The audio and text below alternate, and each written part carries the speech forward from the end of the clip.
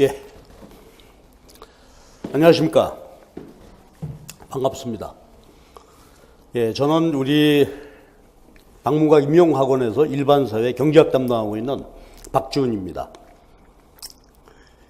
인강으로 저를 보는 분이 많아서 길에 댕기다 보면 이제 인사를 하는데 난 잘 모르고, 근데 그 인강으로 봤던 분은 반갑겠죠, 내가. 나는 잘 모르고. 그런데 여러분들 이제 처음 공부를 시작하게 돼서 일단은 이제 초수라고 생각하시고, 제가 생각하고 여러분에게 이제 말씀을 드리도록 하죠. 그러니까 인강 들으시는 선생님들도 되게 초수. 왜냐하면 이제 이 기본 이론 강의, 1, 2월 강의 같은 경우는 되게 이제 공부하신 분들은 다 들었기 때문에 되게 처음 하시는 분들이 많이 듣겠죠. 이제 3, 4월 다음에는 우리가 이제 심화이론, 근데 뭐 1월, 2월이 기본이고 3, 4월이 심화이론이다 이렇게 말은 하는데, 자, 큰 구분은 없습니다, 사실은. 근데 기본 이론은 역시 중간에 이제 세부적인 내용이나 심화라기보다는 그 어떤 가지, 곁가지 그런 이야기들, 요건 이제 스킵하고 강의를 하고, 이때는 요거 했다는 전제 하에서 풀 텍스트, 우리 교재, 점프업 교재 전체 다를 한번 쭉 흘른 그런 강의가 되겠어요. 그래서 1, 2월, 3, 4월이 요게 기본 이론 강의가 되겠습니다. 근데 이것이 이제 강의를 하다 보면 장단점이 있는 것 같아요. 1, 2월 때 일주일에 2번씩 해가지고 아주 완벽히 스트레이트로 끝내는 것도 그전에는 그렇게 해봤고, 작년서부터는 이렇게 구분해서 봤는데 이렇게 하는 게 좋은 것 같아요. 근데 호흡이 좀 길긴 하죠. 4달 동안 기본 보기에는 좀 길긴 한데, 그 대신 이렇게 하면 좀 안정적으로 계획을 세워서 쭉 볼 수 있는 그런 장점이 있는 것 같아요. 그전에는 이제 일주일에 2번씩 했어요. 그래서 1, 2월 달에 기본 이론을, 기본 이론에서 심화 이론까지 끝냈었는데, 그렇게 되니까 아무래도 복습 따라오지 못하는 그런 문제도 있고, 그래서 고민하다가 이제 작년부터 이렇게 바꿔봤습니다. 자, 여기서는 말 그대로 기본입니다. 그럼 이게 교재는 우리 점법 교재, 이걸로 경제하고 뭐 바뀌는 게 없으니까, 요게 올해 개정판을 낼까 하다가 그냥 전반적으로 그대로 교재를 유지하는 걸로, 뭐 경제학은 큰 문제 없습니다. 그래서 이 교재로 사용하기로 하고, 이 교재 순서, 편제는 3인공저, 김대식 교수님의 3인공저, 그 책 편제로 했고, 그 다음에 내용은 이제, 뭐, 우리 많이 보는, 맨큐, 그 다음에 이중구 교수님 책하고 3인공저하고, 내용은 전부 우리 시험에 포괄하는, 필요한 부분은 전부 포괄해서 이렇게 만들어 놓은 부분이에요. 그런데 이제 최근에 그 기출문제 출제되는 거를 보면은, 근데 점법 교재에서 출제 안 되는 부분의 내용도 조금 있어요. 그건 그때 강의하면서 제가 말씀을 드리도록 하겠습니다. 자, 그리고 내 머릿속에 지금 1, 2월 요 강의는 여러분들이 대학교에서, 학교에서 다 경제학 공부는 기본적으로 했다. 그렇죠? 처음 하시는 분은 없을 거다. 그런 전제하에서 이제 기본 이론을 정리를 한번 쭉 하도록 하겠습니다. 그러니까 스피드업, 굉장히 빠르게 되죠. 그러니까 일주일에 한 번 하는 거니까 미시를 4번에 끝나게 된단 말이에요. 그러니까 4시간에 4번 미시를 끝낸다는 것은 굉장히 빠른 속도죠. 그러니까 우선 이제 2번 본다 하는 그런 기분으로 스트레이트로 한번 달려보고, 여기는 이제 핵심 주제 같은 거 조금 깊이 보고 그렇게 순서대로 가도록 하겠습니다. 그래서 여러분들 1, 2월 강의, 요 강의를 선택해서 듣는 분들은 마음속으로 나 3, 4월까지 계속 들어야 된다. 그래야 이론이 정리가 된다. 이렇게 생각하시고 들으시기 바랍니다. 자, 그리고 이제 경제는 모든 거 뭐 다 마찬가지지만 경제는 스트레스 받으면 하기 어렵죠. 왜 그러냐면 이건 전부 이론이야, 이론. 논리적으로 쭉 연결되는 거기 때문에 그 논리를 잘 이해하도록, 그렇죠? 근데 학교 강의에서는 사실은 그 경험이 굉장히 소중하긴 한데, 그땐 여러분들이 의미를 모르고 한단 말이에요. 스트레스 보고 뭐 쌓이고, 시험 보면 점수는 안 나오고, 저도 대학 강의할 때 보면 뭐 경제원론 1학년 학생들이 75%가 펑크입니다. 그러니까 1학기 수업 듣고 2학기 때는 지나가다 인사도 안 해. 펑크 줬다 이거지. 그때는 뭔지 몰라요. 그렇죠? 경제학이 뭔가 그냥 골치만 아프고, 그리고 이 하는 말로 또 뭐 현실하고 이론은 다르다. 경제 문제, 경제 원론 백날 배워봐야 뭐냐. 한국 경제가 어려운데, 예, 그런 이야기도 하는데, 그렇지 않습니다. 이론이 현실이에요. 경제학은. 정치학은 다를 수가 있어요. 법대로 뭐 법대로 가는 거니까 그건 맞겠지. 근데 경제는 이론대로 움직이는 거예요. 이론은 자본주의 경제 체제, 그것으로부터 기본 메커니즘을 논리적으로 정리한 거기 때문에. 그런데 그 논리가 그러다 보니까 어때요? 이게 복잡하단 말이에요. 그런데다가 우리 괴로운 게 뭐냐면, 오늘 첫 시간 하겠습니다만은, 이게 수리적으로 표현이 돼요. 수학. 그 다음에 그래프, 그림으로 표현되죠. 그러니까 이 논리적으로 이해를 하면서 동시에 그래프로 분석하고 수리적으로. 특히 우리 이제 경제 문제가 날이 갈수록 하여튼 계산 문제의 비중이 높아지는 것 같죠. 그래서 근데 계산 문제는 이것이 통틀어서 제대로 우리가 스테이트로 공부하려면은 아이템이 굉장히 많죠. 미시 같은 거 보면은 거의 다 계산 문제야, 그냥 미시는. 그렇기 때문에 해당되는 부분을 전반적으로 이렇게 잘 정리하는 것이 필요하겠다 하는 이야기입니다. 자, 그리고 1월 강의에 우리 학원으로 스케줄로 얘기해보면 오전에 이게 이제 이루어지게 됩니다. 그래서 일주일에 4시간 1회 강의로, 그러니까 미시 4번, 거시 4번 이렇게 해서 이제 쭉 진행이 되면서 오후 강의를 좀 소개하려고 합니다. 오후 강의는 이중구 교수님 경제 원론 읽기. 그래서 이중구 교수님 경제 원론을 한번 읽어야 돼요. 이건 반드시 읽어야 합니다. 왜냐하면 점법 교재는 이건 사실 강의용 다이제스트예요. 내 필요에 의해서 만든 책이라고 봐도 과언이 아니죠. 여러분에게 읽어보세요. 불친절하단 말이에요. 전부 요약 그렇게 해놓은 것이니까. 그래서 이중구 교수님 책을 이걸 반드시 읽어봐야 돼요. 그 사실 정치학이나 마찬가지겠죠. 법도 한번 그 논리를 쭉 이해하는 게 중요하기 때문에. 근데 경제학은 뭐 좋죠. 교재가 쭉 읽어서. 그래서 오후에 요건 이제 3시간씩 강의가 진행이 될 건데 요거 읽어 나가면서 그 다음에 우리 기출문제, 그렇죠? 기출문제가 그 해당되는 부분에서 기출문제를 정리하면서 그렇게 가려고 합니다. 그래서 1, 2월 여러분 강의 들으시는 분들은 가능하면 요 이론 정리 듣고 이중구 교수님 책을, 근데 내가 지금 너무 처음 시작하고 해서 시간이 빠듯하다 싶으면은 요거는 이제 인터넷으로 언제든지 들을 수 있는 거니까 요건 3, 4월 이렇게 듣더라도 하여튼 이중구 교수님 책 읽기, 요건 한번 스트레이트로 진행할 거니까 한 텀으로 끝내도록 합시다. 그래서 전반적으로 볼 때 이제 기본 경제학 이론은 점법 교재 중심으로 해서 기본 심화 정리하고 3, 4월까지 정리하고 이중구 교수님 책을 한번 쭉 읽어봐요. 자, 그렇게 진행을 하도록 하겠습니다. 그리고 이제 5, 6월 달 되면 그때서부터 이제 기출문제 또 핵심 요약 이렇게 진행할 건데, 근데 올해 우리 시험에서도 제가 느끼는 것인데요. 경제학, 뭐 다른 과목도 마찬가지겠지만 경제학 특히 기본입니다.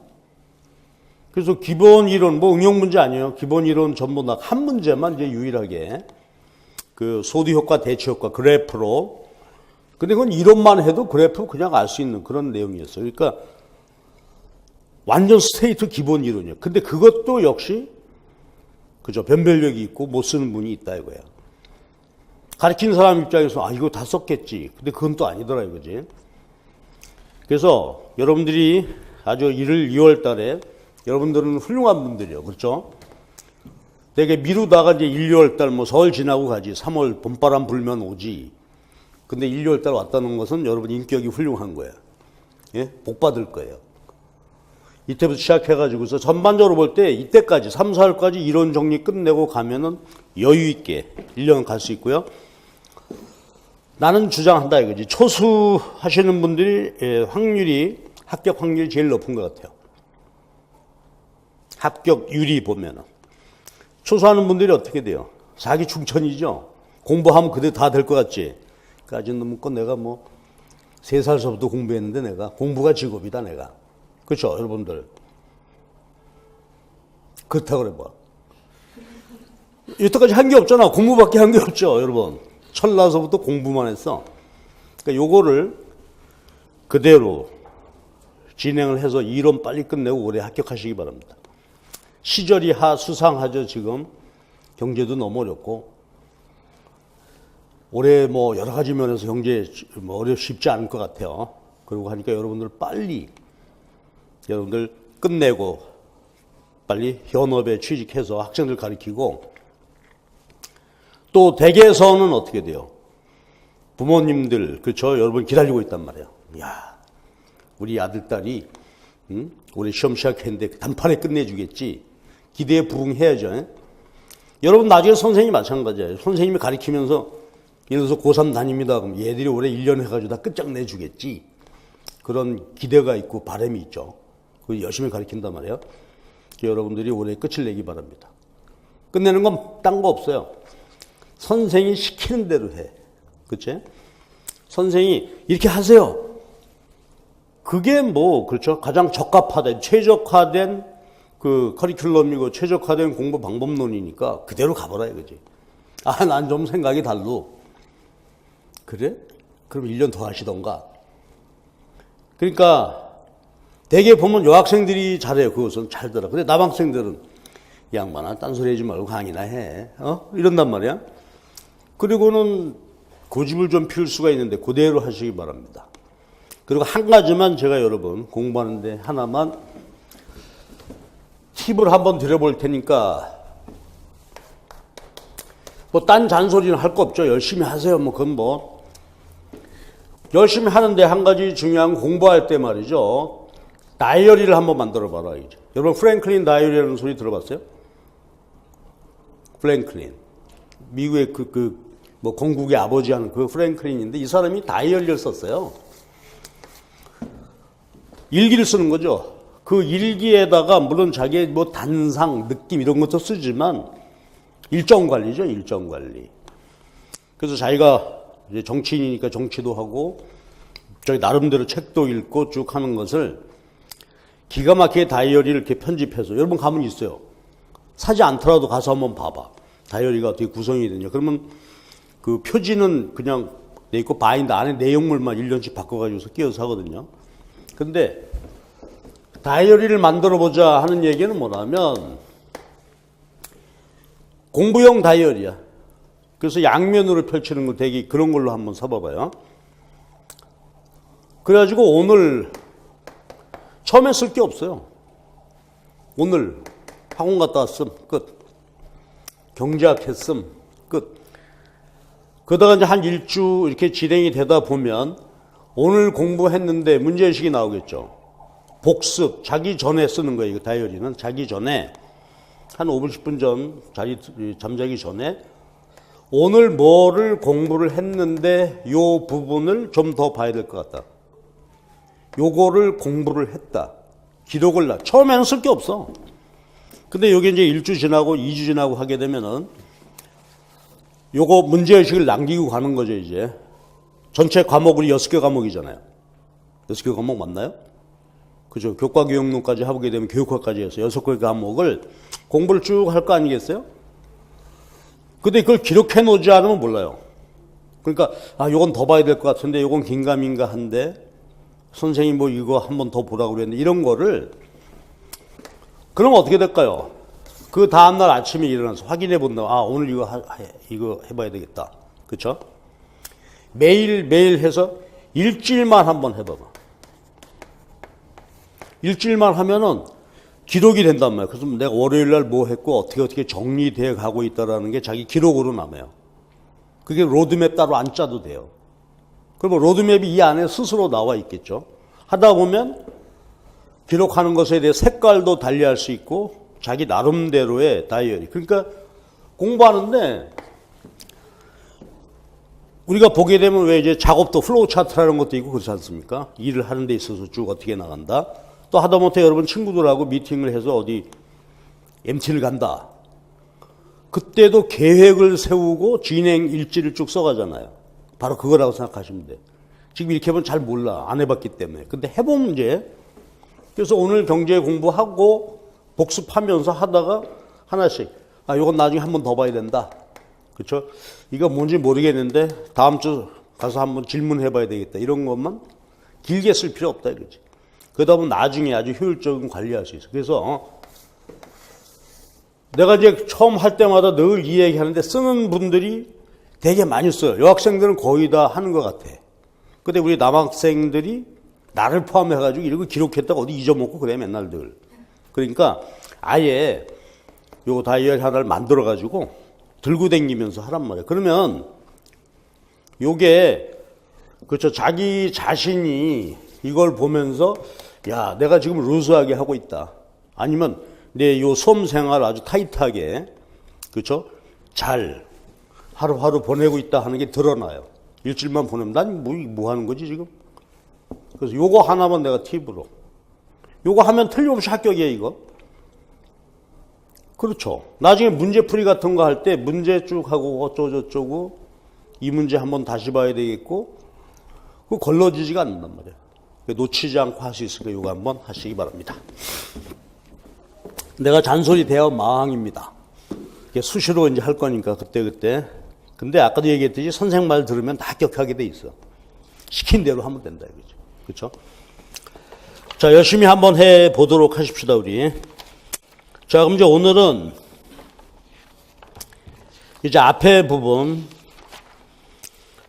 유닛 1 해놓은 거죠. 페이지 30페이지입니다. 그럼 그 전에 목차부터 조금 더 보죠. 자, 목차를 앞에 쭉 보게 되면 이제 경제학이 크게 나누면 콘텐츠 해가지고 차례 하는 파트 1이 미시경제학 원론돼 있죠.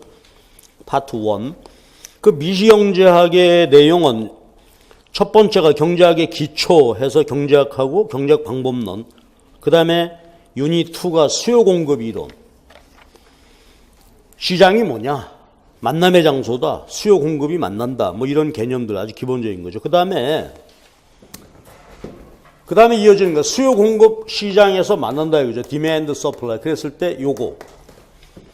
유닛 3. 여기서 이제 소비자에 대한 분석이죠. 소비자가 어떻게 행동한다는 거냐. 자, 그 다음에 생산자, 공급자 분석으로 넘어가야 되는데 이게 골치가 아파. 그래서 여기는 유닛 4. 생산자 선택 이론.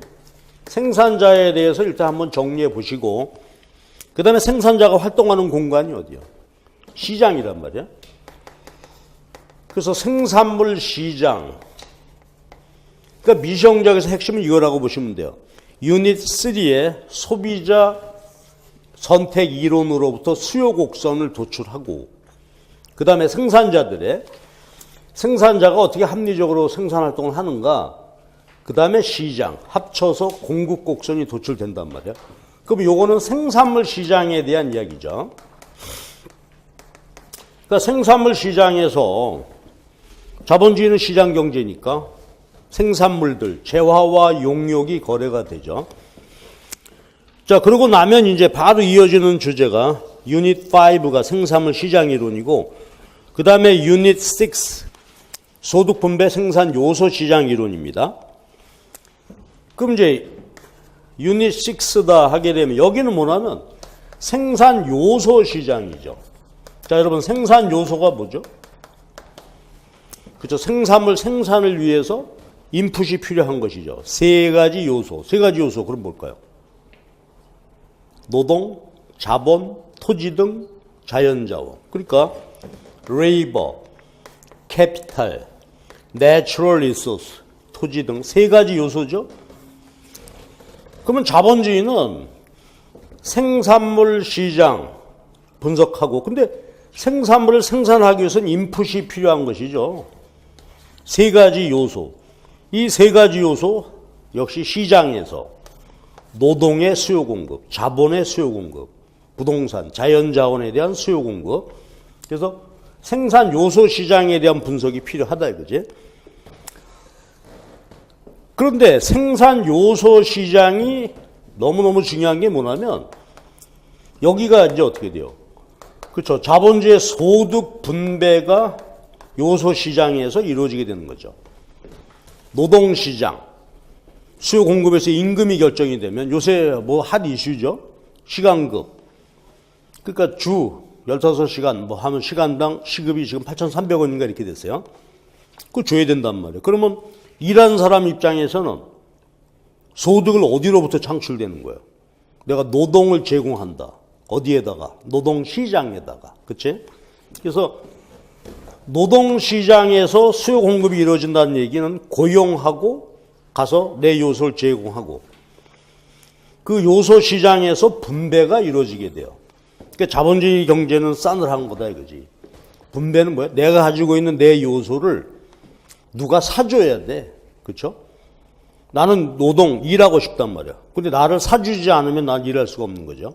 그 시장에서 수요 공급에 의해서 임금과 고용량, 이자율과 고용량, 그래서 이자 소득, 소득 분배가 이루어지게 된단 말이에요.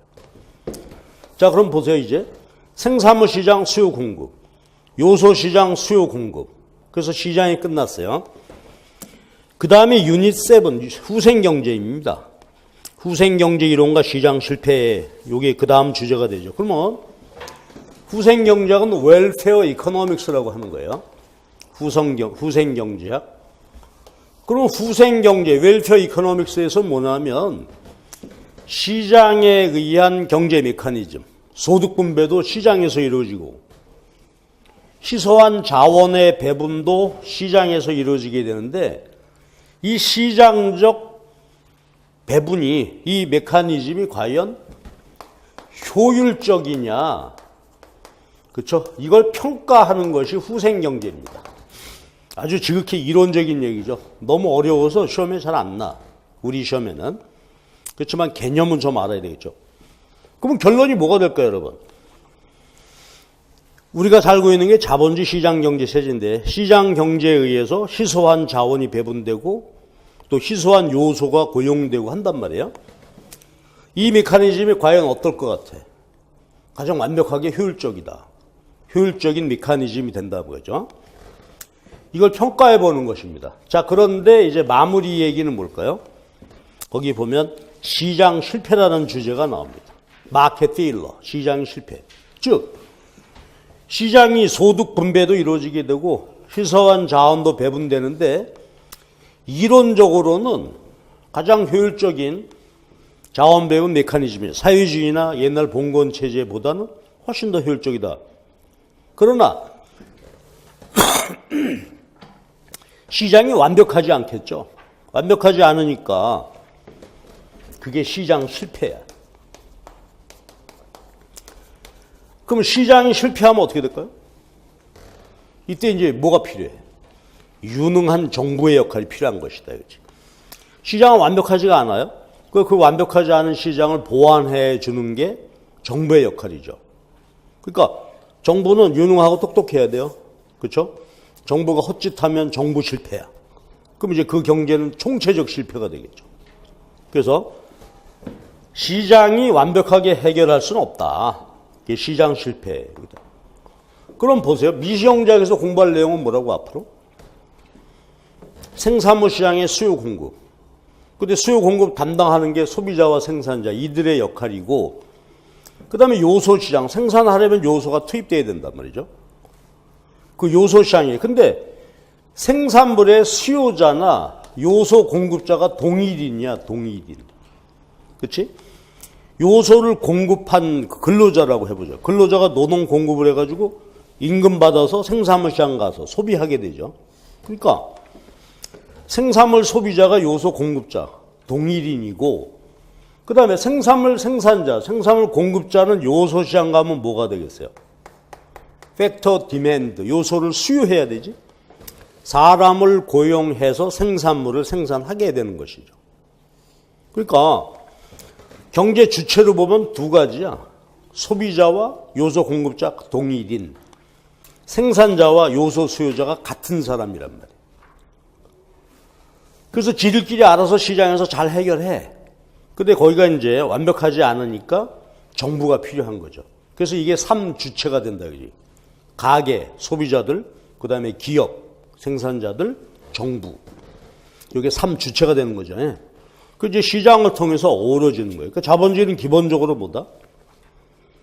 시장이요. 알아서 해결하는 거예요. 각자 소비자 생산자들이 자기 입장에서 소비자들은 효용국대화, 기업은 이윤국대화. 그 논리가 어우러져서 돌아가는 체제다. 자, 이게 미시경제학입니다. 그러면은 미시경제학의 생산물 시장이 무수히 많겠죠. N가지가 한 3만 개, 4만 개 된다고 그래요. 생산물 시장이.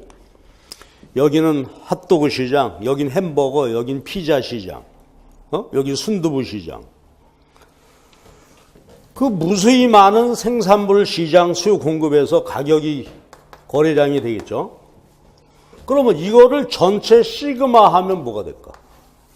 N가지 시장에 가격과 거래량을 전부 더해보면, 그쵸. 이 국내 총 생산되겠죠. GDP란 말이에요.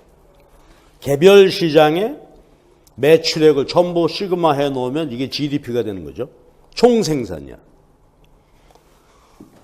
그럼 이제 개별 시장 중심으로 보는 게 미시경제학이라면 거시경제학은 시그마, 총체적인 분석이란 말이에요. 국산품 전체에 대한 수요 공급이 되겠죠. 어그리게이트 디맨드, 어그리게이트 서플라이가 된다 이거지. 그렇죠? 국산품 전체. 그러면 총 수요, 총 공급 역시 균형을 통해서 GDP가 결정이 되겠죠. 총 생산물 시장 가치. 그 다음에 여기서 물가가 결정이 될 거다 이거죠. 그러면 총체적인 분석, 거시경제 문제입니다. 매크로 이코노믹스, 그렇죠? 그러면 거시경제학에서 보고자 하는 것은 뭐겠어요? 그렇죠? 우리나라가 1년 동안 얼마큼 생산할 수 있냐. 근데 생산하려면 요소가 투입돼야 되잖아. 근데 이제 거시경제에서 가장 중요한 관심사는 완전 고용이죠. 우리 사회에 존재하는 노동과 자본이, 즉 근로자와 공장이 풀 가동될 수 있냐. 일하고 싶은 사람은 다 일하는 것이냐. 그러니까 여기서는 그렇죠. 실업이 있느냐. 어느 만큼 생산했느냐. 그 다음에 물가가 너무 오르면 그거 어렵죠. 인플레이션이고 이런 걸 다루는 게 거시경제학에 대해서 총체적인 분석. 그러니까 분석 접근 방법이 다르게 되겠죠. 개별 소비자 입장에서 나의 효용국대화만 보면 되는 거지만 저거는 국산품 전체에 대한 개념이란 말이야. 자, 그래서 거시경제학에서는 국산품 전체에 대한 수요 공급에 의해 가지고 얼마나 생산이 이루어지게 되고 GDP가 얼마냐.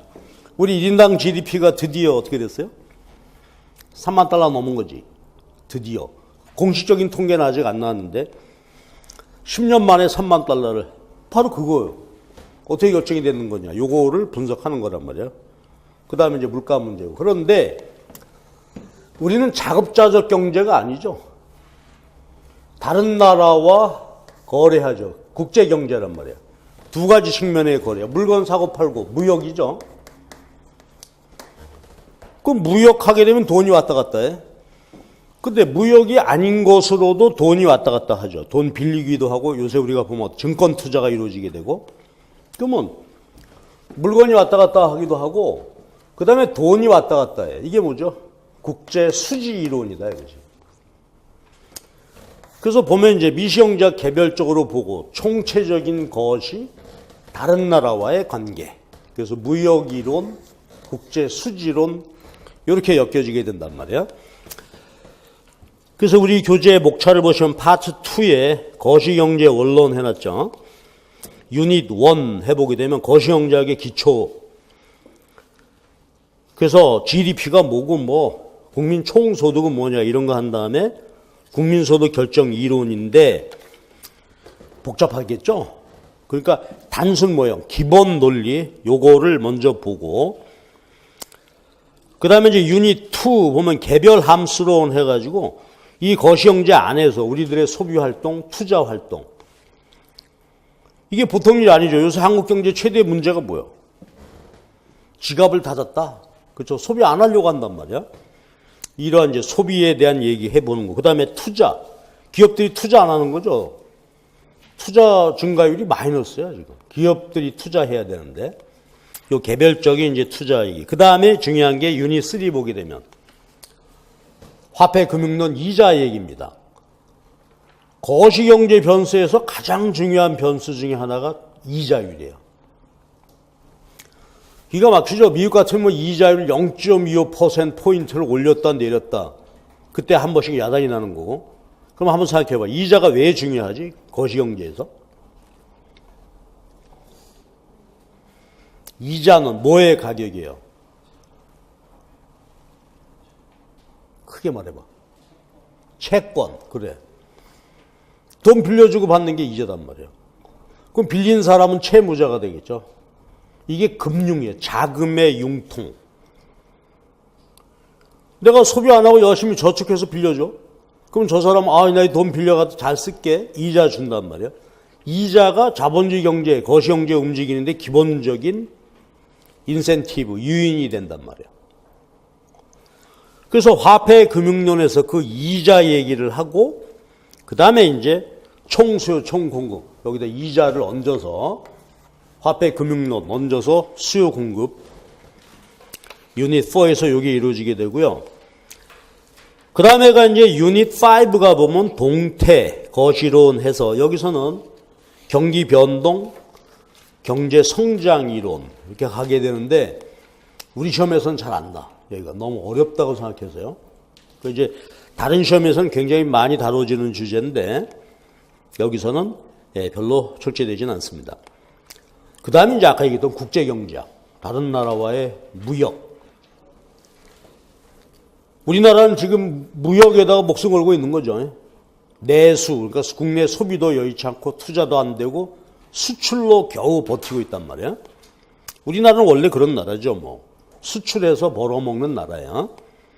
그걸 다루는 게 무역이고 그 다음에 물건이 왔다 갔다 하면 돈이 왔다 갔다 하고 그 다음에 요새 그거보다 더 중요한 게 뭐야? 증권시장이죠. 자본시장이 개방돼 있어가지고 우리나라 주식 채권사로 물밀듯이 들어왔다가 물밀듯이 빠져나가. 그거 잘못 관리한 게 뭐예요? 97년도 외환 위기단 말이야. 국가 부도가 나기도 하고 그런 걸 다루는 게 국제 수지론이에요.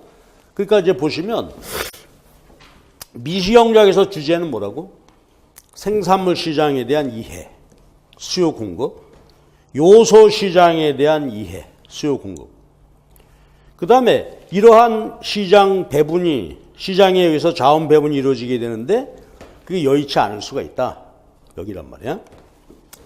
그 다음에 거시경제학은 한마디로 국산품 전체 수요 공급에 의해서 물가와 생산 소득이 결정이 된다. 근데 여기에 영향 주는 거에 제일 중요한 게 뭐다? 이자율. 물어볼게요. 우리가 말하는 이자율, 시장 금리, 시장 이자율은 뭘 말하는 거죠? 뭐가 시장 이자율이야? 이 대목에서 나는 요 말 물어보면서 늘 여러분을 구박하죠, 내가. 대한민국 국민 다 아는데 대학생만 몰라. 응? 이자율이 뭐지? 뭐가 이자율이야? 은행에다 내 대출 받았다. 아파트 사놓으라고. 그게 시장 이자율인가요? 무슨 소리야? 난 대출 안 받아서 난 은행에다 예금해 놓고 이자 받는 사람이야, 나는. 그럼 은행 저축 이자율이 이 시장 이자율인가요? 다 배웠는데 국고채 수익률이다 이거지. 3년 만기 채권 수익률이 시장 이자율이에요. 이게 문제가 뭐냐? 고등학교 때 교육을 안 받아서 그래. 경제 교육을 안 했기 때문에 그런데 이자율이라고 하는 게 왜 중요하냐 하면 그렇죠? 아까 얘기했잖아요. 채권 채무야. 빌리고 꾸고 하는데 정부도 국민에게 돈을 빌릴 수 있단 말이에요. 그게 국고채죠. 그 국고채 수익률이 시장 이자율이 되는 것입니다. 근데 우리는 뭐 그런 실제로 경제 생활을 하지 않았기 때문에 아직 학생이니까 잘 모른단 말이에요. 그래서 이 화폐 금융론 이런 것이 굉장히 중요하고 그 다음에 국제 수지에서 살펴봐야 될 게 환율이 되겠죠. 익스체인지 레이트, 환율. 그럼 우리가 국제 수지론 거시경제학 공부할 때는 통화금융론을 통한 이자를 결정하고 외환시장, 국제 수지를 통한 환율 결정 이론, 요거 이해하는 게 핵심이 되는 것이죠. 자, 이것이 이제 앞으로 우리가 2달 동안 공부할 내용이고, 요게 여러분들이 일반 사회 선생님이 되시면 어떻게 돼? 평생 애들한테 이거 가르쳐야 되는 거야. 네. 그래서 요게 우리의 이제 공부해야 될 주제입니다. 그러니까 우리 요 안에서 요걸 이해를 해서 공부하고 시험 합격해야 되겠습니다. 자, 근데 여기는 맞아. 아주 다 연결되어 있는 논리가 되겠죠. 정치학하고 달라요. 정치학하고 다른 게 경제학은 시장이라는 보이지 않는 무형의 뭔가 존재가 있단 말이에요. 그것에 대한 메커니즘 이해하는 것이기 때문에 일관된 논리가 존재하죠. 그래서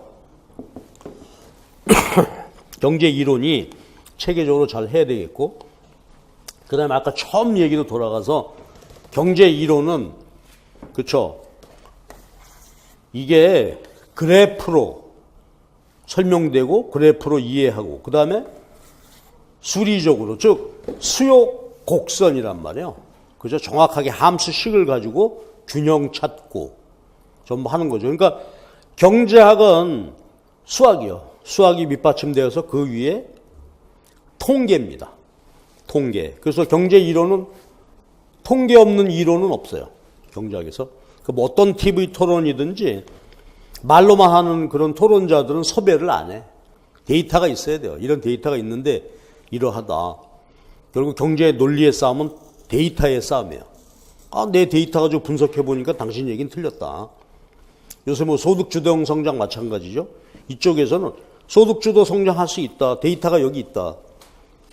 이쪽에서는 데이터 갖고 와봐. 그런 데이터가 어딨냐. 이러고 이제 서로 논쟁하는 것이 되는 거죠. 그래서 그러니까 경제학은 어쩔 수 없이 어떻게 돼요? 수리적으로 분석해야 된단 말이지. 그래서 이것이 이제 우리가 앞으로 한 달 동안 할 거고, 여러분 대개 다 해 보셨어요. 그렇죠? 경험 다 있는데 이제 그거를 이제 시험 보기 위해서 우리가 잘 모아서 정리를 해 두어야 할 것 같습니다. 자, 그러면 1장으로 한번 가 보십시다. 그럼 요게 이제 경제 시스템이란 말이에요. 마이크로, 매크로, 그 다음에 국제 경제 이렇게 서로 엮이게 되는데, 그럼 이제 챕터 1에서는 경제 문제와 경제 체제의 개념들을 간단히만 정리 한번 해보죠. 우리가 다 아는 내용인데, 그 경제학에서 용어, 요걸 중심으로 한번 정리를 해보십시다. 자, 챕터 1, 경제 체제 하는 것입니다. 그럼 뭐 간단 해볼게요. 경제 하게 되면 영어로 이코노미죠. 경제가 뭐죠? 경제. 네, 경제는 사회 제도이기도 하고 그 안에서 이루어지는 우리들의 행위이기도 합니다.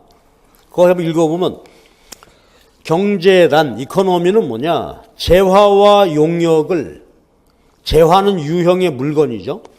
용역은 무형의 어떤 것들이야. 그러니까 봐봐.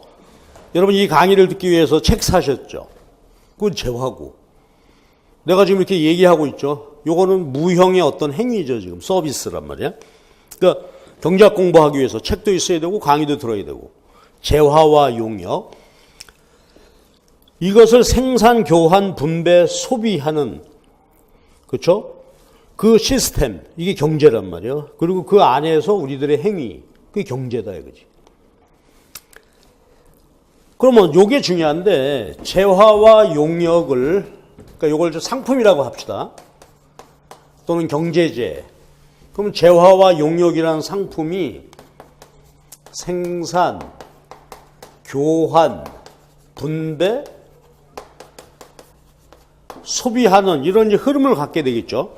이건 뭐 당군 할아버지 때도 그랬고, 조선시대, 그 다음에 사회주의 체제에서도 이건 메커니즘이야. 생산, 교환, 분배, 소비야.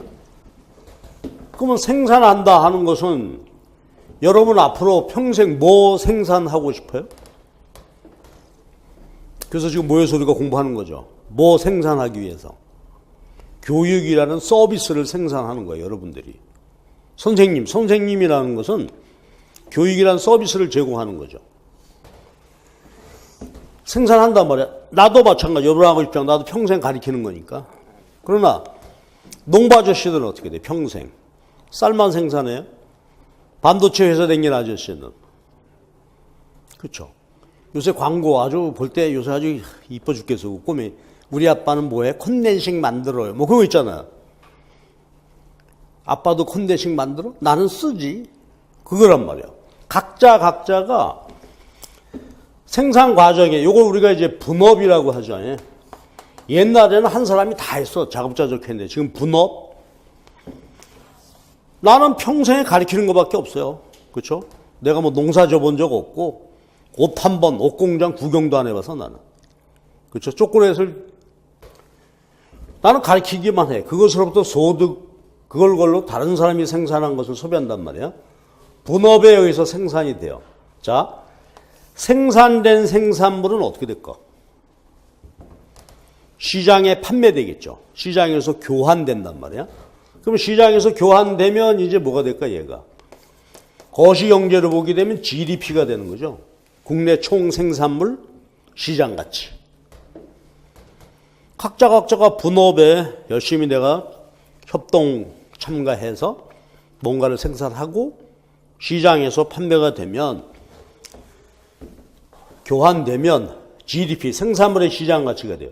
그럼 얘가 어떻게 될까? 생산 과정에 참가한 사람들, 경제 주체들에게 분배가 되겠죠? 분배된 게 뭐지? 국민 총 소득이 되는 거죠. 그로스 내셔널 인컴이란 말이야. 소득이 되는 거죠. 그럼 우리는 각자 요 소득을 가지고 어떻게 돼요? 다른 사람이 생산한 생산물의 소비, 지출하겠죠. 요게 국내 총생산에 대한 지출.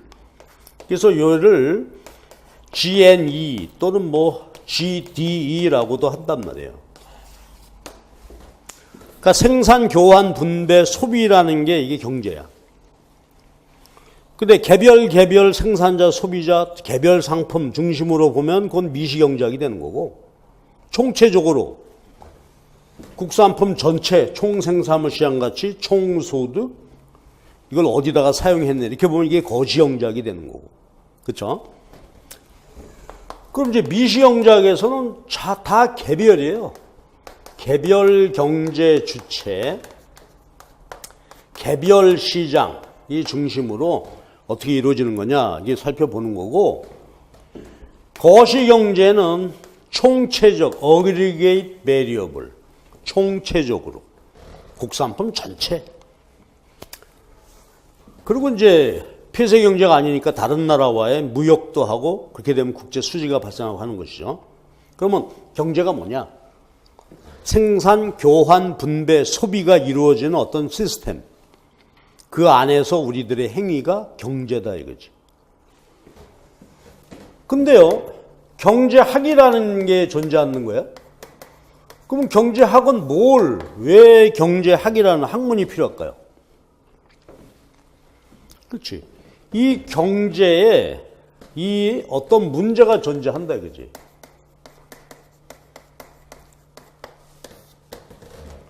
경제 문제. 그렇죠?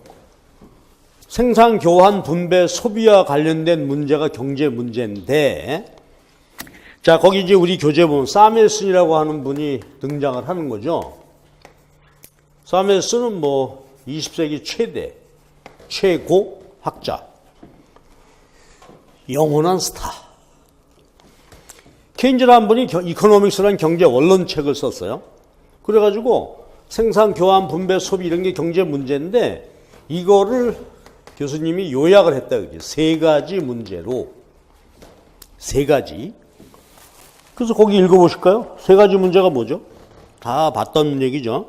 첫 번째는 무얼 얼마나 생산할까? 개인적으로나 국가적으로나 이거 좀 넓게 보면 어떻게 글로벌 차원에서도 마찬가지죠. 전 세계 지구촌 경제 차원에서도 또 개별 국가 차원에서도 또 개별 가정 입장에서도 이게 고민이란 말이에요. 뭘 생산할까? 얼마나 할까? 왜 이런 고민을 해야 돼? 자원이 희소하니까. 그렇죠. 내가 원하는 물건들 내가 먹고 싶은 거 뭐 이런 것 쭉 있다. 원하는 대로 생산해서 먹을 수가 없어. 자원이 희소성의 법칙입니다. 그러니까 제일 먹고 싶은 거 하나만 말해 임마. 그렇죠? 엄마가 뭐 해줄 거야? 그러니까 이것도 먹고 싶고 저거 다 해줄 수가 없잖아. 아이템. 그 다음에 수량 결정해야 되겠죠. 아이템 선정하고 수량. 무엇을 얼마나. 그 다음에 두 번째 고민은 뭐예요? 예를 들어서 XJ를 100개 생산하기로 했다. 정해졌어요. 야, 제일 필요한 게 XJ야. 그리고 적정 생산량은 100개야. 이게 정해졌다면 그 다음에는 뭐야? 어떻게 할 거냐? 여러분, XJ 100개를 어떻게 생산해야 될까요? 어떻게 해야 돼? 잘 해야지 뭐, 잘. 그렇죠? 잘 생산해야 된다. 이게 뭐예요? 이게 의미심장한 거예요. 그렇죠? 가장 어떻게 돼? 음식이라면 가장 맛나게, 맛있게. 그렇죠? 그 다음에 가장 저렴하게, 생산비 가장 덜 들여서. 그렇죠? 잘 해야 돼요. 자, 됐어요. 그 다음에 이렇게 아주 아이템 적절하게 골랐고 수량도 딱 알맞게 그 다음에 그거를 가장 잘 효율적으로 생산했어요. 그러면 나머지 문제는 뭘까요? 누구를 위해서 생산했는가? 이 문제는 뭐지? 배분의 문제란 말이에요. XJ 100개를 근데 대개 어떻게 돼? 자원은 희소하니까 XJ 필요로 하는 개수는 사유적으로 볼 때 150개다. 근데 100개밖에 못 하는 거지. 그러니까 어떻게 잘 배분할 것이냐 하는 문제예요. 그러면 이제 정리해 봅시다. 세 가지 문제로 축약했어. 저게 세 가지. 근데 이제 요새 와서는 요걸 두 가지로 묶어버리죠, 뭐. 요거는 자원 배분의 문제고, 희소한 자원을 어떻게 사용할 것이냐 하는 문제고, 요거는 뭐야? 분배 문제지. 사회에 희소하는 존재, 자원이 100개밖에 없는데, 원하는 사람들은 150개란 말이에요. 어떻게 나눌 거냐, 분배 문제란 말이지. 그런데, 자원 배분은 어떻게 이루어지면 좋겠어요? 효율적으로. 그렇죠? 뭐 편해 보면 그렇죠? 꼭 필요한 것만 적절하게 잘 생산하자. 이거 효율성 측면이야. 희소한 자원을 얼마나 잘 사용하고 생산해서 할 것이냐 하는 문제고, 그 다음에 분배 문제입니다. 분배 문제는 두 가지예요. 뭐냐면 이 시스템, 이 경제 체제에서는 어떻게 이루어지는 거냐? 분배가. 분배 원리. 어떻게 분배가 이루어지는 거냐? 분배 원리. 그 다음에 이거보다 더 중요한 게 뭐예요? 각 경제 체제마다 분배되는 메커니즘이 달라. 근데 그 각각의 메커니즘에 따라서 분배가 이루어졌는데 그 분배가 얼마나 공평하냐 하는 문제죠. 그렇죠? 근데 여기서의 공평은 균등성이라고 이해하면 될 것 같아요. 여러분, 우리가 뭐 논리적으로 알죠. 공평하고 균등은 다르죠. 공평은 뭐예요? 페어하냐 언페어냐 하느냐의 문제고, 균등은 n분의 1이냐 아니냐의 문제고 조금 다르지. 그러니까 우리가 얘기하는 것은 지금 균등성이라고 보시면 되겠어요. 소득 분배가 과연 균등하게 이루어지는 거냐, 그걸 우리가 소득 분배 공평성이다 말하는 거예요. 그런데 여기서 보시면 자원 배분, 소득 분배 원리, 자본주의는 자원 배분과 소득 분배가 어디서 이루어지게 돼요? 시장에서 이루어지게 된단 말이에요. 근데 나중에 나올 얘기지만 잘 봐. 근데 자원 배분 측면에서는 시장에서 자원 배분이 이루어지게 되면 효율적이야. 근데 자본주의는 분배도 시장에서 이루어지게 돼요.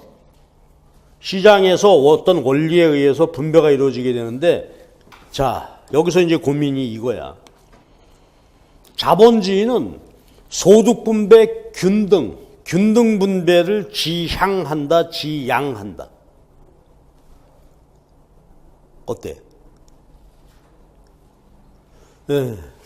균등 분배를 지향하지 않습니다. 자본주의는 그거는 아주 상극으로 보는 거죠. 아무도 일 안 해. 야, 똑같이 나눠. 그럼 일 열심히 한 사람이나 안 한 사람. 능력이 좋은 사람, 나쁜 사람. 그러니까 자본주의의 분배 원리는요, 기본적으로 능력과 노력에 따른 분배야. 그러니까 균등할 수가 없어요. 이게 자본주의 원죄죠. 그러니까 갈등이 생기는 겁니다. 시장에서 자원 배분이 이루어지고 소득 분배도 시장에서 이루어지게 되는데, 그러다 보니까 균등할 수가 없다. 그래서 근데 이게 너무 불균등하면 지금처럼 우리와 같은 사회 불안이 오는 거죠. 뭐 2대8 사회에다가 1대9다. 소득 분배 불균등 문제다. 그런 얘기가 이제 발생하게 되는 것이죠. 자, 그럼 이제 다시 한번 됐어요. 경제 문제다. 아까 저렇게 정의됐고, 사메슨 교수님은 3가지 문제다. 이걸 요약하면 어떻게 됐다고? 2가지. 자원 배분 효율성과 소득 분배 문제다. 근데 자원 배분 측면에 있어서는 효율적이면 좋겠고, 분배는 그 시스템에 의해서 가능하면 균등한 분배이면 좋겠는데, 우리가 사는 자본주의는 어떻다? 균등 분배를 지향하진 않는다. 불균등해져. 다만 그렇다면 얘를 보완하는 방법은 뭐가 있을까요? 이게 재분배 정책이죠. 그렇죠? 이게 재분배 정책이고, 자, 이것이 경제 문제다 이거지. 자원 배분의 효율성 문제야. 자, 그럼 이제 얘기를 좀 더 좁혀봅시다. 그러면 경제학은 자원 배분 효율성, 소득 분배, 공평성 문제를 다루는 것이다. 그런데 소득 분배 균등해야 되냐? 아니냐? 이건 논쟁이 있겠죠. 여기서 이제 논쟁이 있지. 좌파, 우파 논쟁이 있단 말이야. 우파는 뭐야? 시장에 의해서 이루어질 수밖에 없지 않냐. 그러다 보니까 소득 분배는 불균등할 수밖에 없다라고 보는 입장이고, 좌파는 요즘은 막시스트가 아니죠. 요새는 좌파는 시장에 의한 분배는 불균등하다. 그러니까 가능하면 어떻게 돼?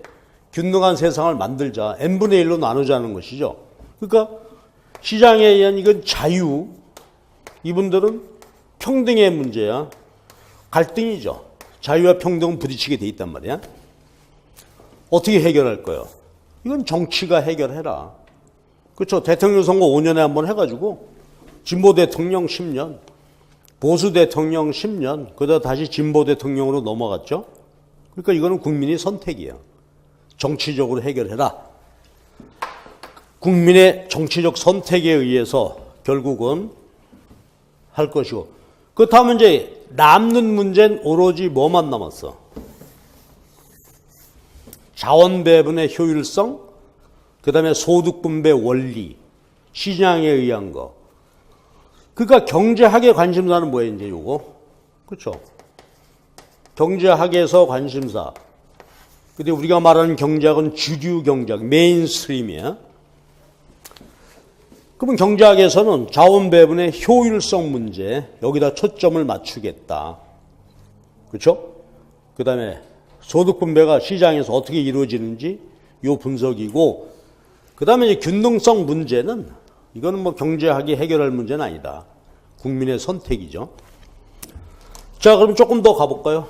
그러면 자원 배분, 희소한 자원을 어떻게 잘 쓸 거냐, 또 주어진 소득을 어떻게 시장에 의해서 배분이 이루어질 거냐, 요건데, 그러면 경제학에서 말하는 효율성의 개념은 뭐냐 하는 얘기죠.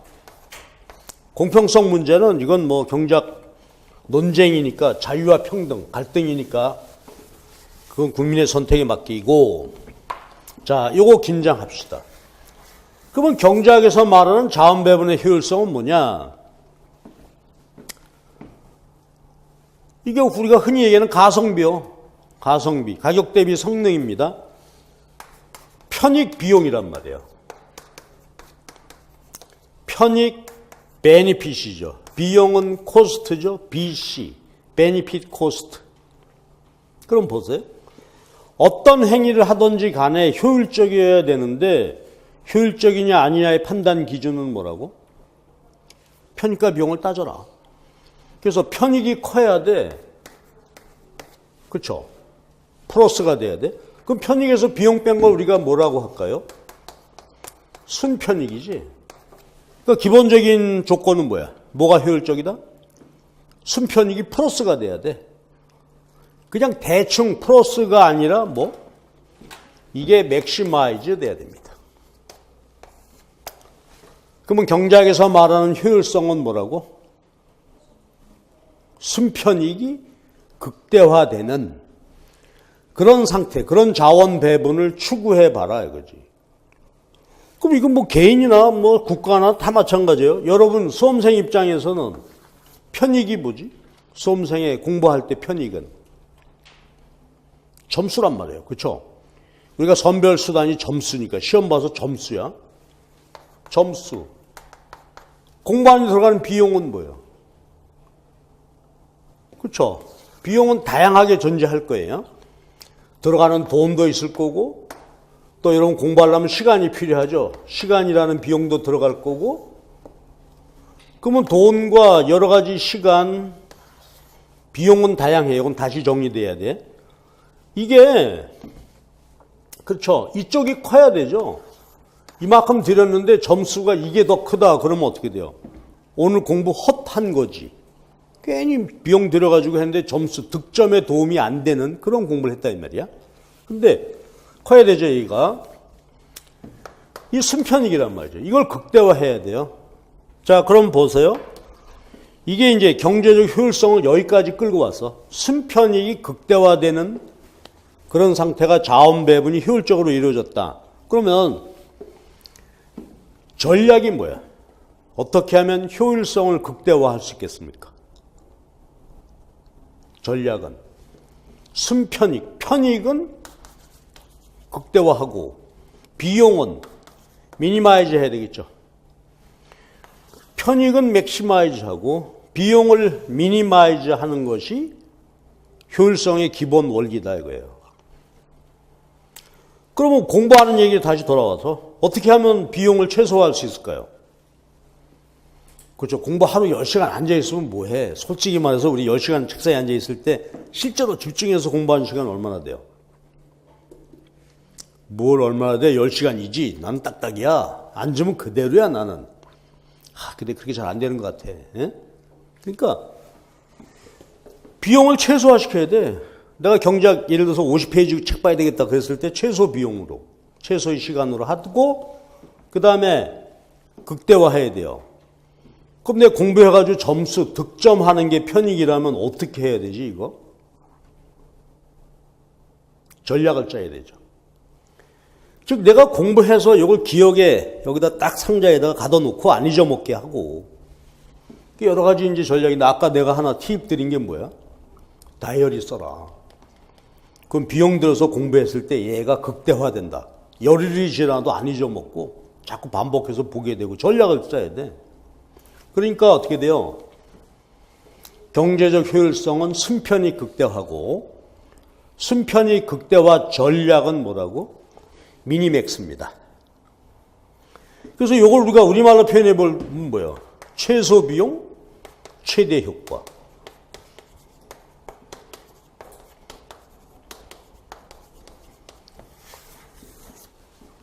이 기본입니다. 아까 잠깐 나왔었는데 소비자들은 어떻다고?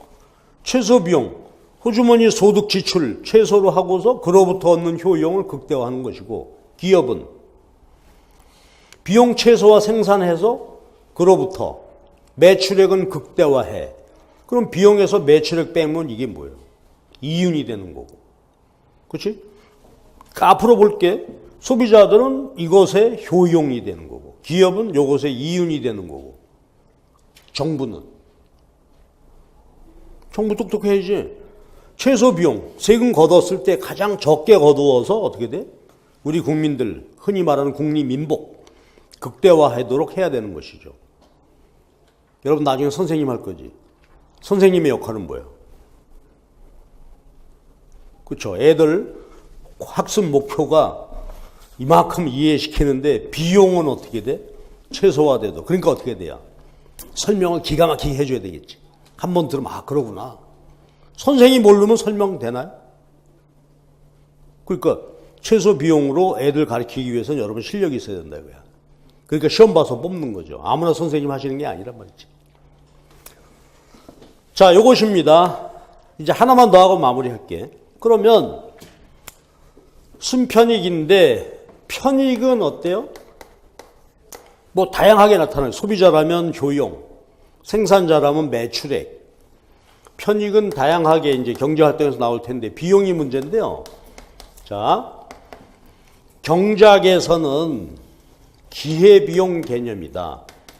opportunity cost. 그죠? 기회비용. 거기 한번 읽어봐 주실래요? 기회비용은 뭐라고? 어떤 행위에 들어간 명시적인 비용이 있어요. 화폐적 비용이 있어요. 이것만이 비용이 아니다. 뭐라고? 포기한 것들 중에 최고 가치. 포기한 대안. 여러 가지 대안이 있겠죠. 그것들 중에서 최고 가치. 눈에 안 보여 이거. 그럼 보세요. 여러분이 예를 들어서 내가 시험 봐야 되겠다. 공부해야 되겠다. 올해 1년 해가지고서 내가 선생님 돼야 되겠다. 자, 이제 비용 들어가는 거죠. 책도 사야 되고 뭐 해야 되고. 근데 여러분은 어떤 선택을 했냐 하면 말이에요. 지금 방문과 고시학원에 와서 종합반 듣는 선택을 했다 이 말이야. 그치? 그러면 이 학원에 와서 그럼 여기 오는 순간 책도 이 학원 책을 사야 되죠. 강의도 이 선생님 들어야 되지. 이 선택을 했어요. 그러면 돈도 얼마 들여가지고 선택을 했는데 포기한 대안 뭐가 있어요? 아, 옆에 학원 갈 걸 그랬나? 아니면 나 혼자 할 걸 그랬나? 아니면 스터디 해가지고 우리끼리 그룹 스터디 할 걸 그랬나? 그랬지. 그러니까 모든 선택에는 포기한 무언가가 있게 마련이란 말이에요. 그렇죠? 그러니까 내가 어떤 선택에 들어가는 비용뿐 아니라 이 선택함으로 인해서 포기한 것들, 그 중에서 최고 가치. 그렇죠? 그럼 조금만 더 얘기해 볼게. 그럼 이제 조금 범위를 넓혀서 나는 선생님 돼야 되겠다. 임용고시를 봐야 되겠다. 라고 했다면 여기 이제 화폐적 비용이 들어가는 거고 늘 이제 농담 삼아 묻는 게 여러분 시험 공부, 시험 준비 안 했다면 뭐 했을까요? 늘 물어보지. 뭐 했을 것 같아? 1월 달에 공부 안 했으면. 일하셨을 거다. 일하면 한 얼마쯤 벌을까? 대략. 최저임금 올랐어. 200? 200만 원을 포기했단 말이야. 그럼 뭐 공부하거나 일하거나 둘 중에 하나만 있나요? 일 안 하면 딴 거 뭔가 할 수 있었겠지 뭐. 여행. 여행하면 얼마나 즐거울 것 같아.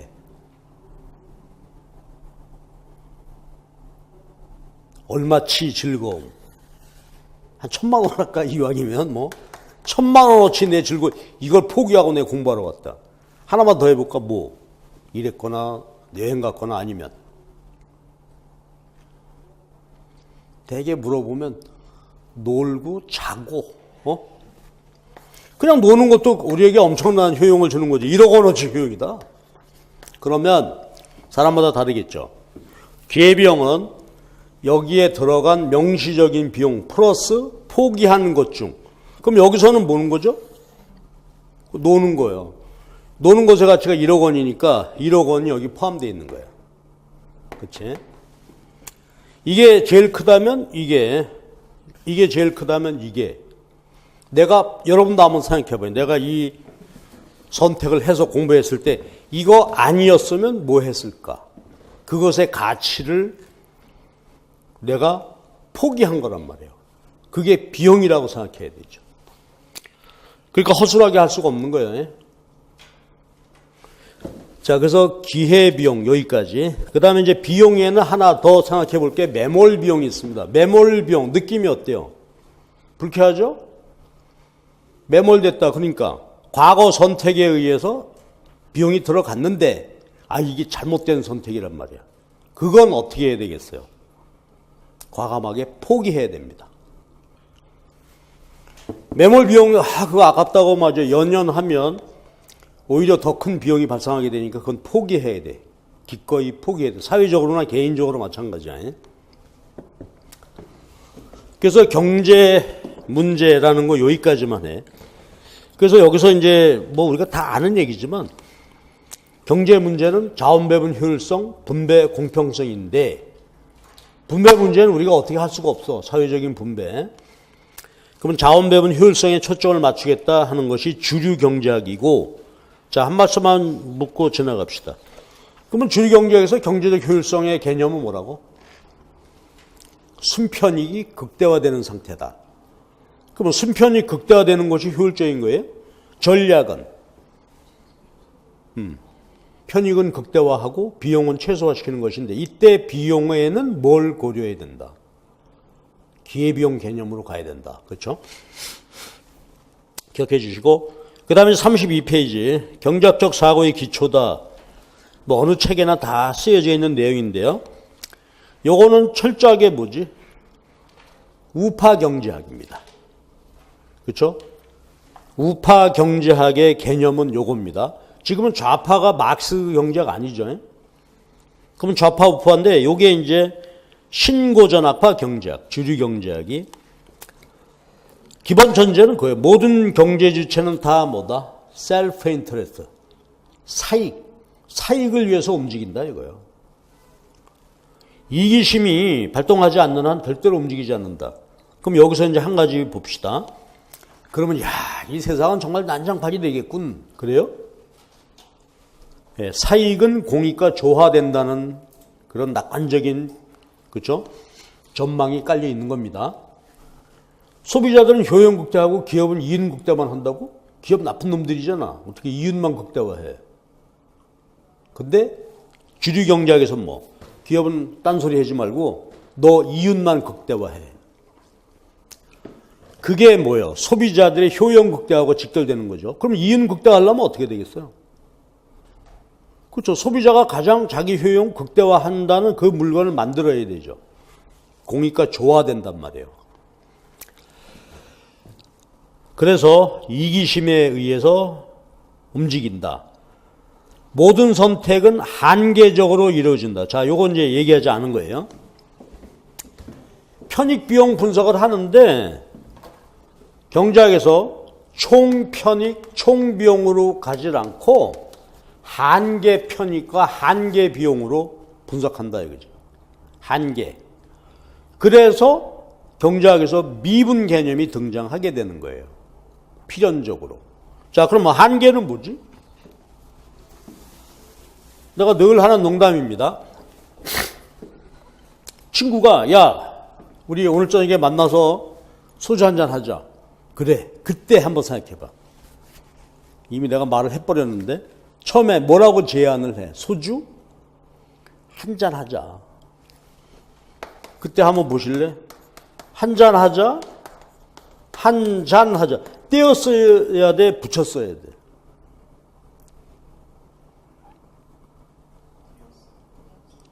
떼었어?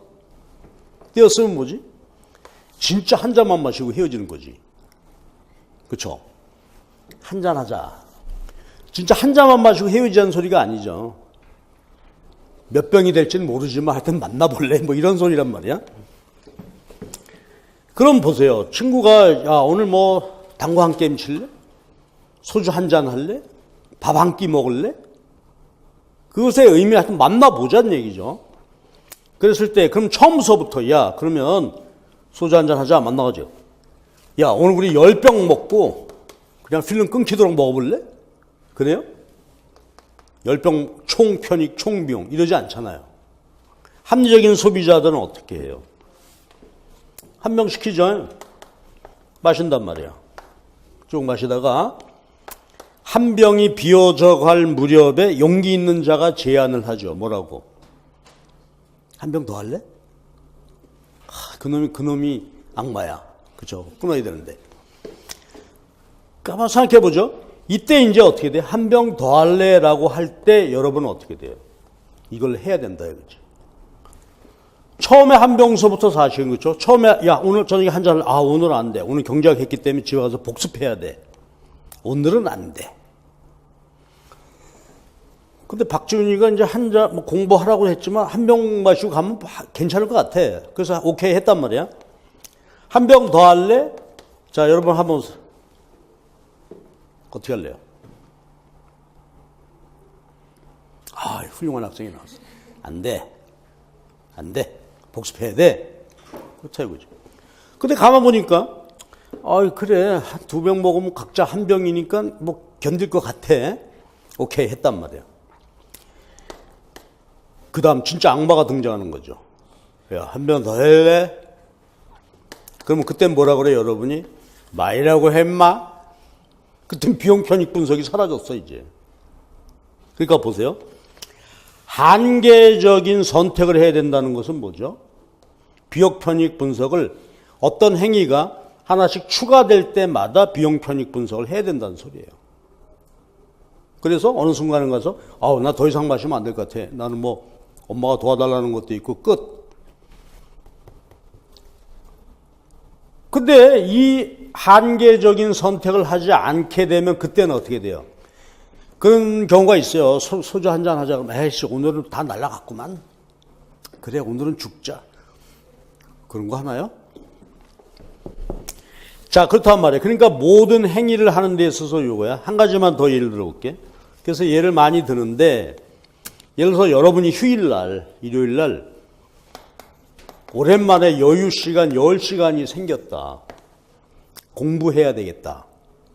일주일 동안 쭉 한번 정리도 하고 해야 되겠다. 그랬을 때 어떻게 해야 돼요? 그래 오늘 10시간 전체 경작만 할 거야.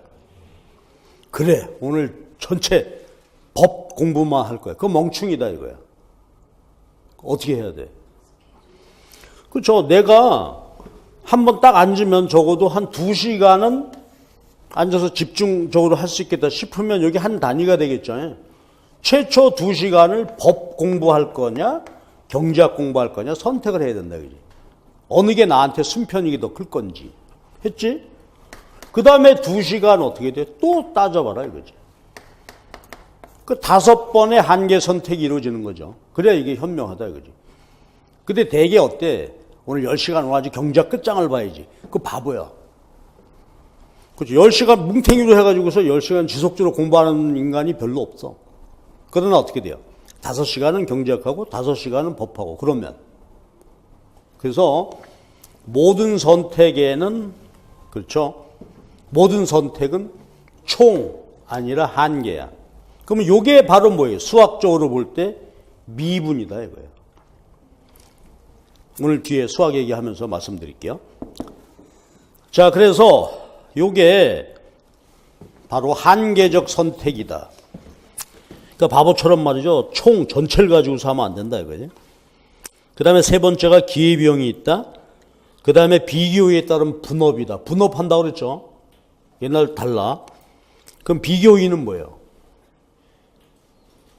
야구팀을 만들더라도 이승엽 의는 난 때리는 걸 좀 잘해. 박찬호는 난 던지는 걸 더 잘해. 그럼 각자 잘하는 걸 해라 이거야. 결혼생활도 마찬가지죠. 남자는 힘이 세니까 그렇죠. 장작 패 너는. 여자는 솜씨가 좋으니까 음식 만들어 맛있게. 이게 비교의에 따른 분업입니다. 분업해야 돼. 한 놈이 다 하면 좋지 않다 이거예요. 그래가지고 서로 자발적으로 교환하는 것은 모두 이득이 되는 거. 그러니까 비교에 따른 분업이 중요한 거야. 이 모든 것이 어디서 이루어져요? 시장에서 이루어지게 되는데 우리 자본주의 시장 경제의 논리 이걸 거스를 수는 없어요. 시장이 보복한다고 그래요. 시장하고 역행하는 어떤 정책을 쓰고 하게 되면 이거 안 돼. 그래서 시장은 이제 좋아요. 아주 효율적이긴 한데 완벽하진 않다. 즉 뭐예요? 네, 효율성도 효율성이지만 분배가 공평하고 균등한 분배가 이루어지기도 돼야 되는데 시장에만 맡겨두면 어떻게 돼요? 일단 분배가 불균등하게 되는 거고 또 자원 배분의 효율성이라는 것도 시장에서 이루어지면 무조건 효율적인가요? 그렇지 않을 수가 있겠죠. 그러니까 시장에만 맡길 때 비효율적일 수도 있고 또 시장은 근본적으로 소득 분배 불균등하고 이게 시장 실패란 말이야. 그럼 어떻게 돼요? 정부가 개입해야 되죠. 근데 정부도 전지전능하지 않습니다. 그러다 보니까 정부도 실패할 수 있다. 그런 얘기고, 그 다음에 이제 안타까운 거지만 자원 배분 효율성과 소득 분배 공평성이 조화되기가 쉽지 않다. 요즘 우리가 보고 있는 거죠. 최저임금제 올리면 어떻게 돼, 이거는? 마음이 따뜻한 정책이죠. 그죠? 어려운 분들 최저임금 올려주자. 근데 문제는 뭐야? 효율성이 깨져. 이쪽에서는 소득이지만 이쪽에서는 비용이니까 비용을 견디지 못한 자영업자는 문 닫아야 되고 참 조화되기가 쉽지 않다. 그래서 효율성과 공평성은 상충관계로까지 말할 수는 없으나 조화하기가 쉽진 않다. 뭐 그런 얘기입니다.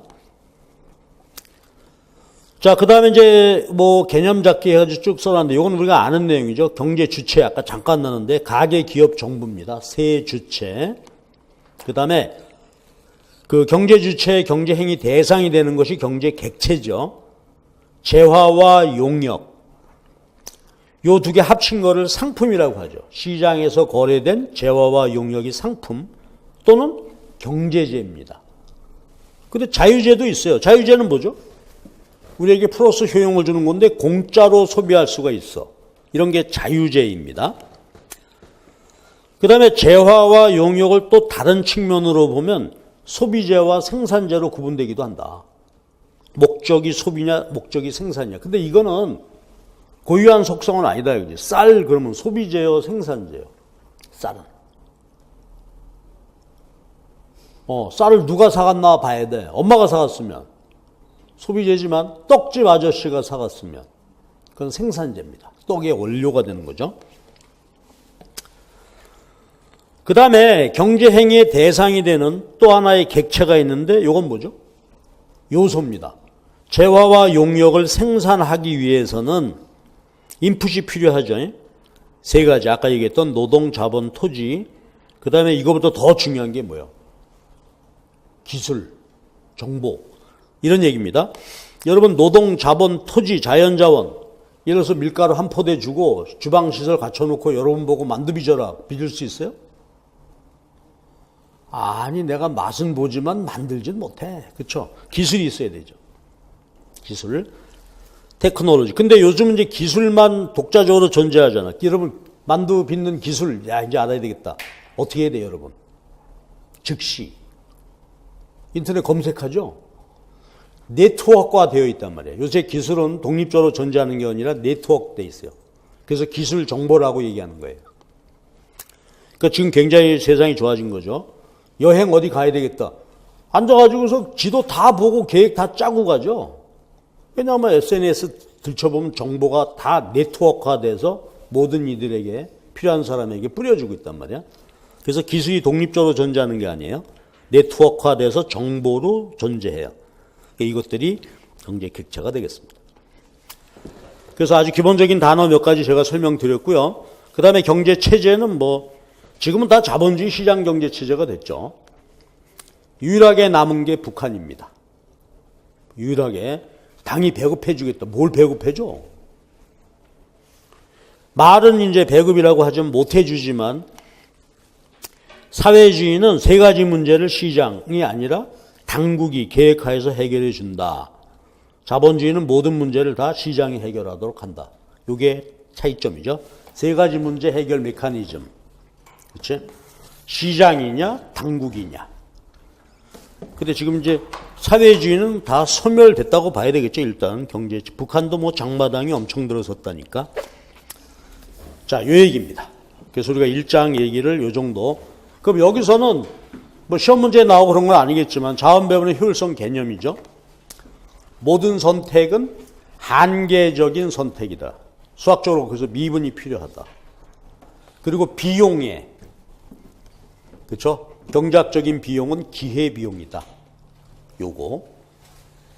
요게 우리가 모든 앞으로 경제 분석을 관통하는 개념이에요. 그러니까 미시경제학에서는 무조건 다 순편이 극대화한 논리로 가게 되고. 예, 조금 첫 시간이 길어졌는데요.